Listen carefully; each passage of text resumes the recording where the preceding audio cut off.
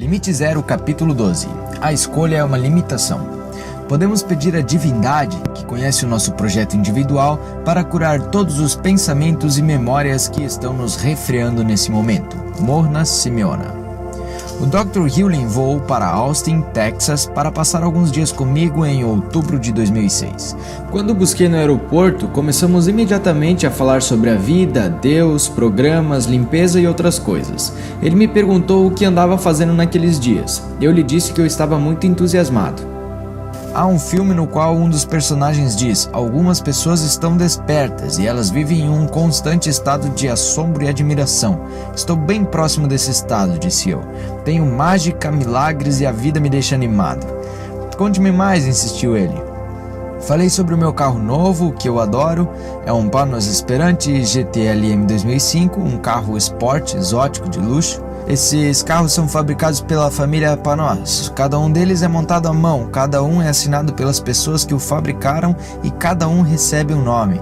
O meu se chama Francine. Eu sabia que o Dr. Hewlin iria apreciar o amor que eu dedico ao carro, bem como o fato de que ele é tratado como uma pessoa viva. Para ele, todas as coisas estão vivas. Falei também a respeito da minha presença no programa de televisão Larry King 5 pelo fato de eu estar no filme O Segredo. Ele queria saber como Larry King era. Eu lhe disse: King é direto e cordial, safo. Gostei dele. Passei então a descrever para o Dr. Hewlin o sucesso dos meus livros, como The Attractor Factor e Life's Missing Instruction Manual. Depois de alguns minutos, ele pôde perceber que eu estava transbordando energia. O que você acha que é diferente agora do que quando você fez o primeiro treinamento de Ho Oponopono? Pensei por um momento e respondi: parei de querer controlar tudo, entreguei os pontos, tudo que eu faço agora é purificar, apagar e tentar chegar a zero. Ele deu palmadinhas no meu ombro e sorriu, fixando de certa maneira o momento ao reconhecer o que sentia que era certo para mim. Começamos a caminhar em direção ao meu carro e depois que demos alguns passos ele parou e me fitou. Você está com andar animado, comentou ele, quase deslumbrado. Você está com andar elástico. Bem, eu estou feliz por vê-lo, eu repliquei. Fomos jantar e eu lhe disse que estava desapontado porque o meu livro sobre P.T. Barnum, There's a Customer Born Every Minute, não estava vendendo bem. Joseph, você precisa amá-lo. Eu queria que o meu livro vendesse, de modo que eu não entendia o que o amor tinha a ver com aquilo. Joseph, se você tivesse 3 filhos e um deles estivesse atrasado na escola, você lhe diria que estava desapontado com ele? Não, eu repliquei, e de repente um lampejo me atingiu com força. O livro é um filho meu, e eu estava dizendo que ele não era tão bom quanto os meus outros filhos. Senti isso em um grau tão real que eu quase comecei a chorar no restaurante. Você entendeu, Joseph, disse o Dr. Hewlin. Você precisa amar todos os seus filhos. Comecei a me sentir péssimo ao ter alienado o meu filho por ele não ter tido um bom desempenho na escola da vida. Eu me senti genuinamente arrependido. Comecei a dizer mentalmente para o divino: eu te amo, sinto muito, por favor, me perdoa e obrigado, enquanto mantinha no coração a impressão do meu livro. Depois, quando cheguei em casa, vi o meu livro, o peguei e apertei contra o coração, abraçando-o, amando-o, pedindo perdão por não tê-lo apreciado apenas por existir. Mais tarde, quando levei o Dr. Hewlin de carro para a área onde está a minha casa em Wimberley, Texas, ele disse que viu um elfo em mim. Um o quê? Um elfo, repetiu ele. Estou acostumado a que ele veja coisas em mim que eu não enxergo. Ele não chamaria isso de habilidade psíquica, mas apenas de um desdobramento em cada momento. O elfo tem olhos e orelhas grandes. Ele quer ficar do lado de dentro e não sair em público. Essa é a parte de mim que quer ficar em casa, trabalhar no computador e não interagir com as pessoas. Mas há outra parte de você que gosta da notoriedade. 2/3 de mim querem aparecer nos programas Larry King e Oprah e receber atenção, confessei, mas outra parte deseja permanecer do lado de dentro e ficar solitária.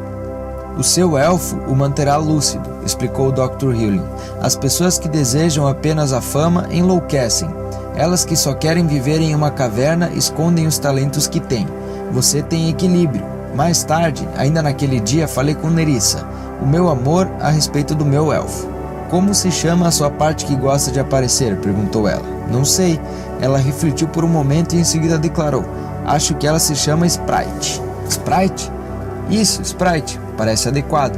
Eu ri e tive que concordar. No dia seguinte, quando eu disse ao Dr. Hewlin que Nerissa chamara a minha parte extrovertida de Sprite, ele deu uma risada e adorou o nome. Sprite gosta da luz, contou ele. Sprite em inglês significa duende. No dia seguinte ao que o Dr. Hewlin chegou à minha área, fui ao encontro dele. Estava sentado em uma mesa com duas mexicanas aposentadas que pareciam penduradas em cada palavra que ele dizia. Ele fez um sinal para que eu me aproximasse. Peguei um café e comecei a me sentar na cadeira ao lado dele. Ele me interrompeu e pediu que eu me sentasse na cadeira seguinte, mais longe dele, mas de frente para as duas mulheres. Diga a essas senhoras o que você faz, pediu o Dr. Hewlin.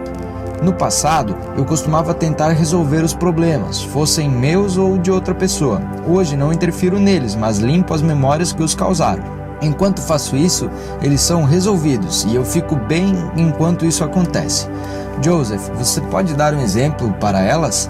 A minha irmã me deixa frustrado, confessei. Ela estava vivendo do seguro-desemprego, a sua casa foi invadida e a sua identidade foi roubada e outras coisas.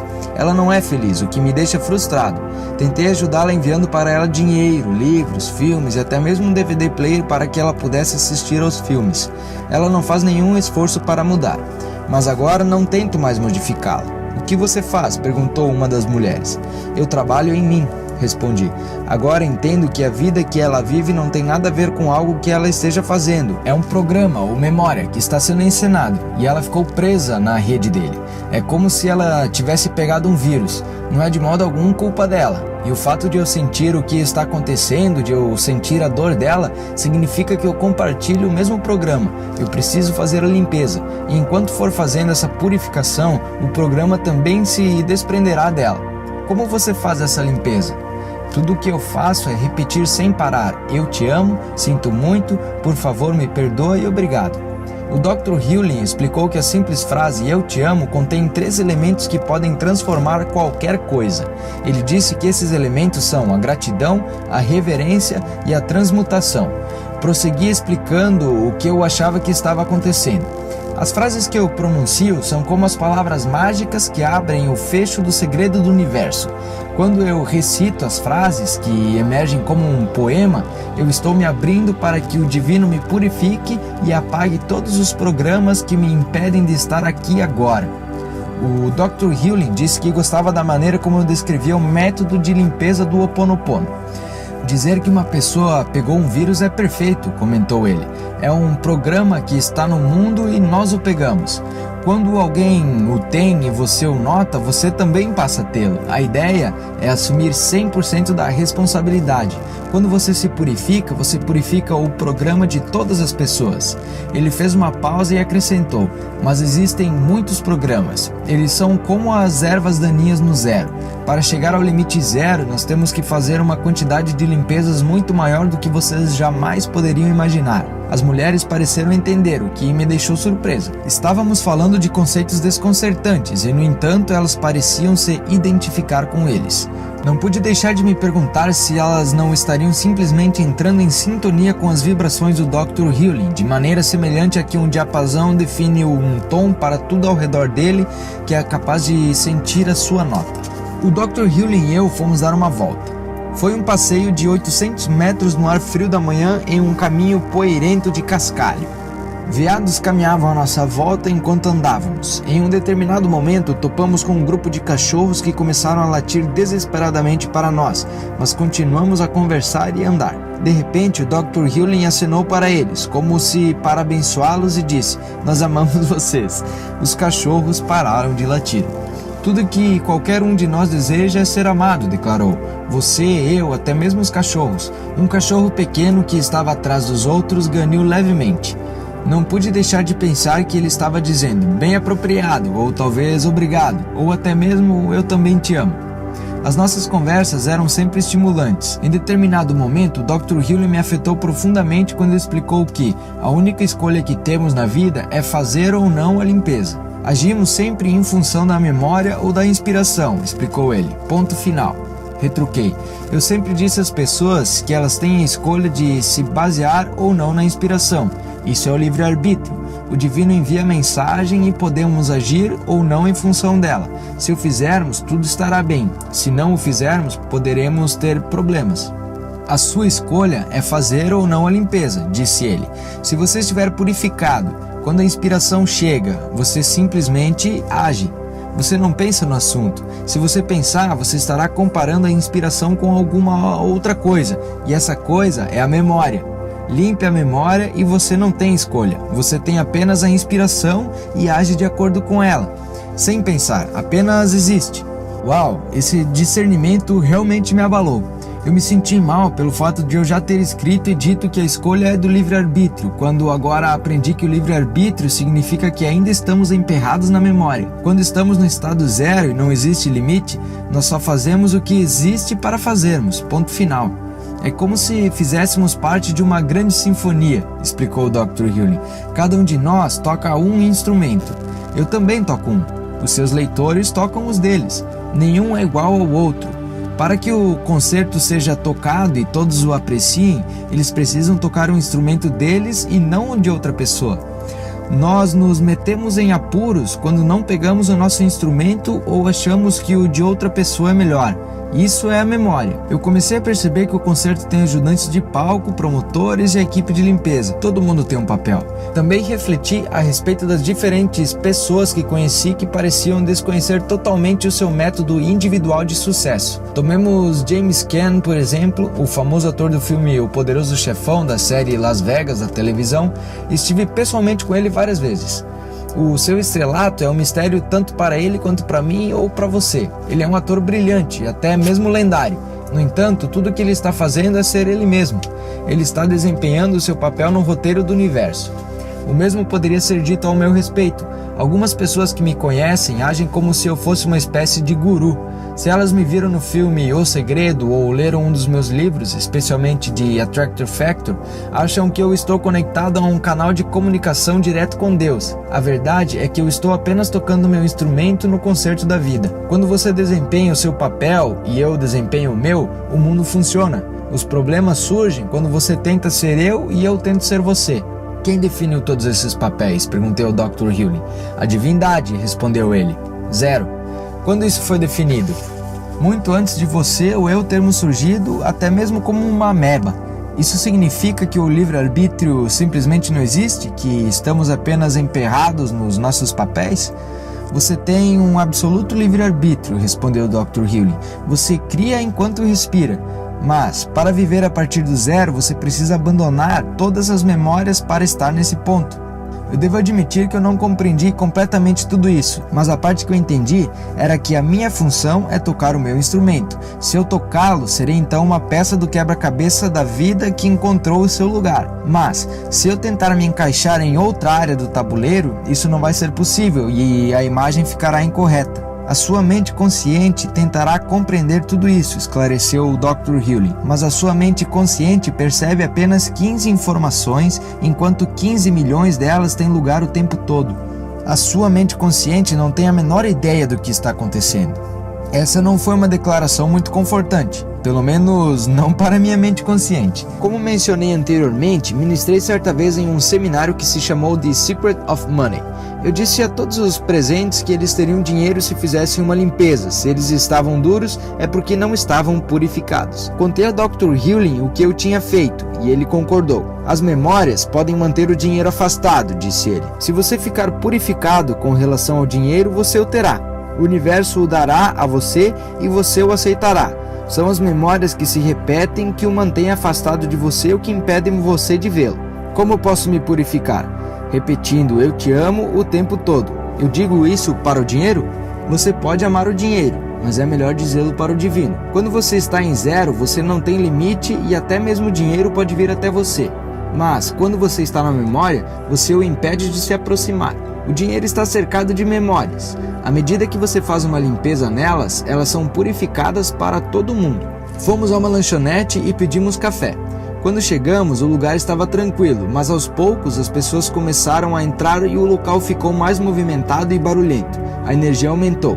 Você percebeu? Perguntou o Dr. Hewley. O lugar está agitado, eu respondi. As pessoas parecem mais felizes. Viemos para cá e trouxemos o nosso eu mais limpo, e o lugar está sentindo isso, comentou o Dr. Hewley. Ele me falou a respeito dos restaurantes que eu frequentava na Europa. As vendas estavam fracas, mas depois que ele visitava os locais, os negócios melhoravam. Ele experimentou fazer isso em diferentes lugares para ver se a mesma coisa acontecia e constatou que sim. Ele se dirigiu então ao dono de um restaurante e perguntou: se nos sentarmos aqui e o seu negócio melhorar, você nos dará de graça uma refeição? O proprietário concordou. O Dr. Hewley frequentemente conseguia comer de graça apenas por existir. Reparei que ele dava livremente o seu dinheiro. Fomos a uma pequena loja. Ele comprou algumas peças de vitral para os amigos. Em seguida, ele jogou uma nota de $20 sobre o balcão e disse: e isso é para você. O balconista ficou naturalmente surpreso. O Dr. Hewley acrescentou: é apenas dinheiro. Mais tarde, em um restaurante, dei uma gorjeta enorme para a garçonete. Ela ficou olhando boquiaberta. Não posso aceitar isso, retrucou ela. Claro que pode, eu repliquei. Mais tarde ainda, tive a ideia de lançar um produto que eu tive certeza que me faria ganhar muito dinheiro. O Dr. Hewley ressaltou o seguinte: o universo recompensou a sua generosidade. Você deu, de modo que ele está retribuindo.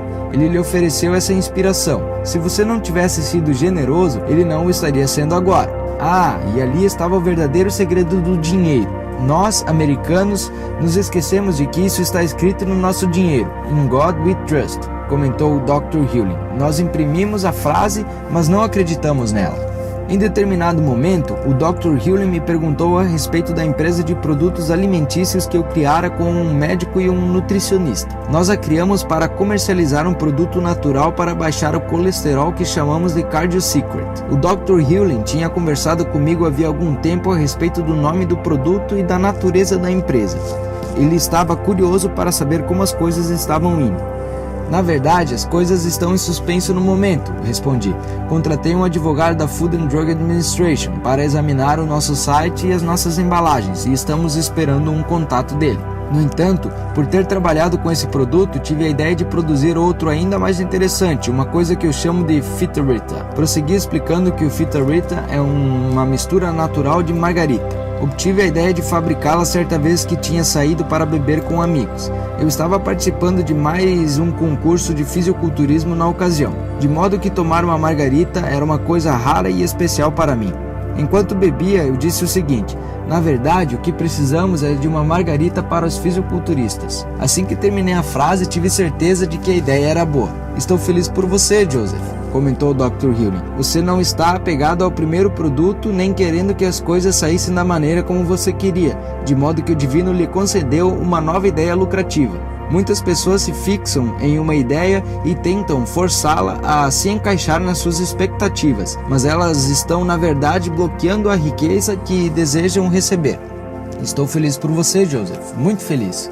É claro que ele está certo. Enquanto eu permanecer aberto às ideias do divino, elas continuarão a chegar. Além do produto Fita-Rita, também recebi a ideia de que deveria fabricar suportes de limpeza. São suportes que você coloca debaixo da comida para purificá-la antes de comer. Mas as ideias não param por aí. O Dr. Hewley também teve uma. Nunca vi um site que fizesse uma limpeza nas pessoas enquanto elas estão sentadas olhando para a tela, observou o Dr. Hewley. Vamos fazer dessa maneira o nosso site do livro. Quando as pessoas navegarem nele, estarão sendo purificadas pelo que introduzimos nele. Fizemos exatamente isso também. Não existe um fim para a quantidade de ideias e dinheiro que você pode receber quando abandona sua necessidade e deixa que tudo venha para você. O segredo, como sempre, é apenas continuar a purificar. O que os terapeutas devem fazer quando atendem os clientes? Eu perguntei, desejoso de investigar métodos específicos para ajudar a curar as pessoas. Simplesmente amá-las, respondeu o Dr. Hewley. Mas e se uma pessoa nos procura porque estava traumatizada em algum momento e ainda não conseguiu superar o problema? Perguntei, com a intenção de encurralar o Dr. Hewley e obrigá-lo a me fornecer um método que eu pudesse utilizar. Tudo que as pessoas desejam é ser amadas, replicou ele. Não é o que você quer? O que você diz é irrelevante, desde que você ame a pessoa. Então poderia ser junguiano, freudiano, reikiano ou qualquer outra coisa?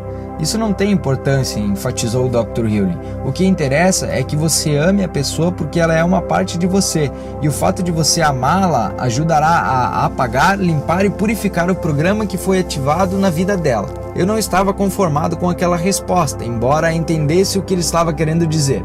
Mas e se uma pessoa for comprovadamente maluca?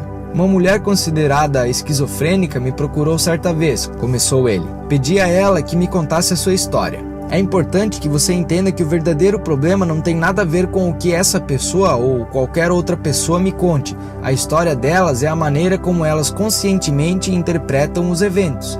O que está realmente acontecendo não está ao alcance da consciência delas. No entanto, o ponto de partida é ouvir a história. O que ela disse? Ela contou a sua história e eu ouvi. Enquanto ela falava, eu repetia mentalmente sem cessar para o divino: eu te amo, confiante de que o que precisava ser purificado seria purificado. Em determinado momento, ela me disse o nome todo dela, que era um daqueles nomes escritos com um hífen, como Vitael Oden ou algo assim. Exatamente. O nome divino cria uma personalidade dividida. Ela precisa assumir o seu nome de nascimento. Você pediu a ela que mudasse legalmente o nome? Ela não precisou chegar a esse ponto, explicou o Dr. Hill. Ao dizer a si mesma o seu nome em uma única palavra, ela começou a relaxar e se sentir completa novamente. Mas o que fez a diferença para ela? A mudança de nome ou você dizer eu te amo? Quem sabe?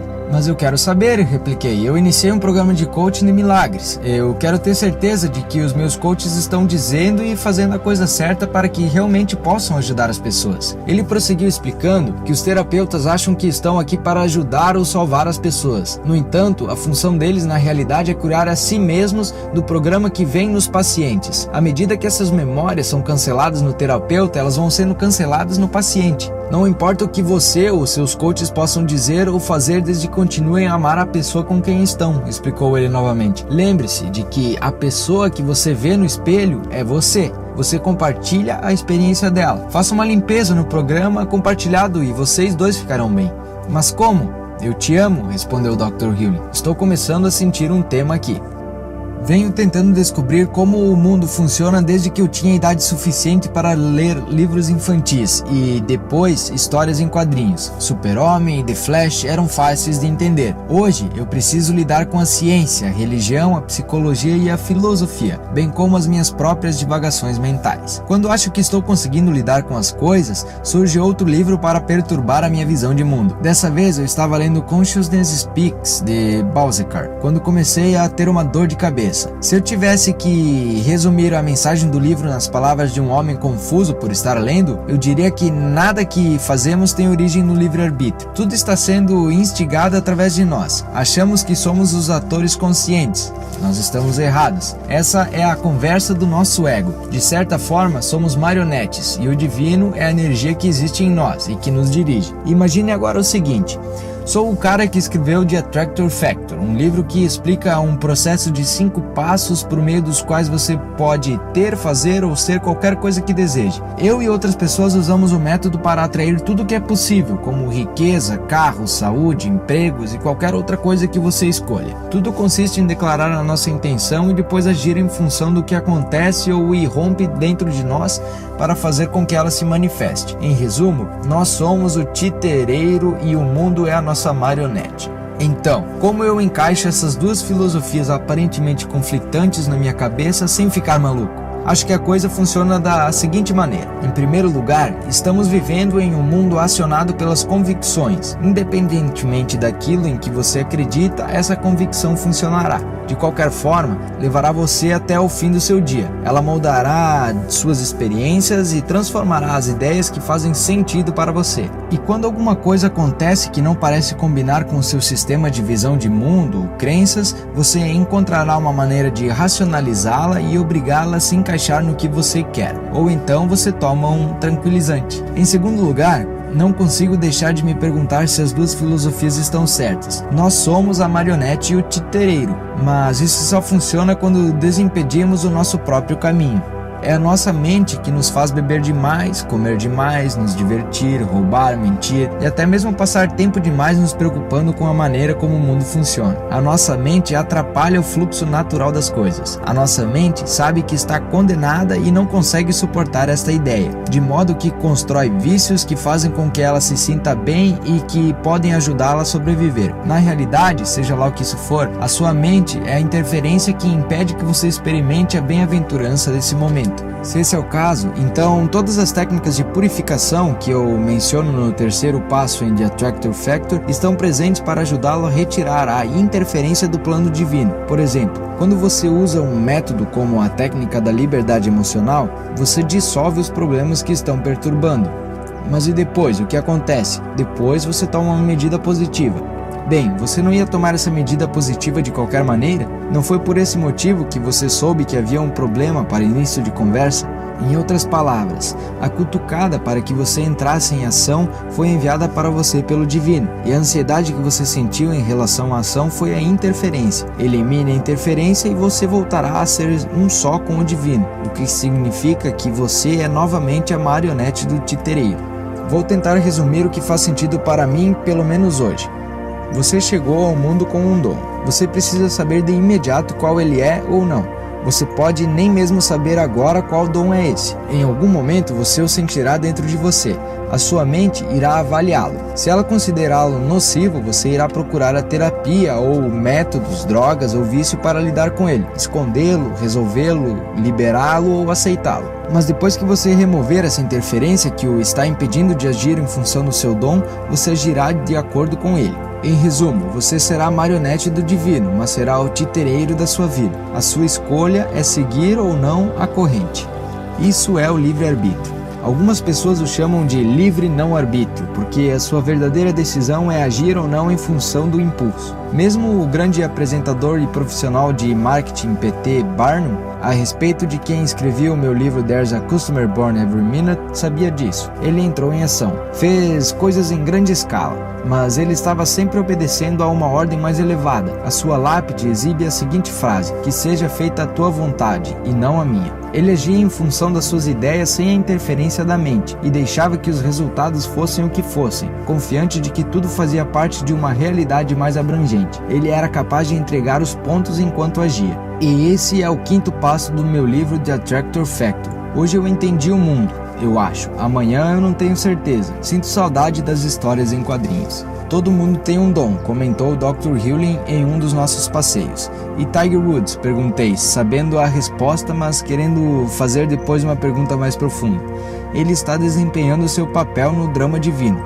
Mas e quando ele começar a ensinar outras pessoas a jogar golfe? Ele nunca será bem sucedido, afirmou o Dr. Hewlin. O papel dele é jogar golfe, e não ensinar os outros a jogar golfe. Esse é o papel de outra pessoa. Cada um de nós tem a sua função. Até mesmo um porteiro? Claro, existem porteiros e lixeiros que adoram o que fazem, retrucou ele. Você não pensa assim porque está imaginando como seria desempenhar a função deles, mas eles tampouco são capazes de desempenhar a sua.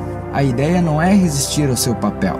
Eu poderia desejar ser um compositor como Michel Malone, ou um ator como James Caan, um fisiculturista como Frank Zane, ou um escritor como Jack London, e talvez pudesse até mesmo me tornar muito competente em compor músicas, em apresentar, em me exercitar ou em escrever romances, mas o meu papel é o de inspirador.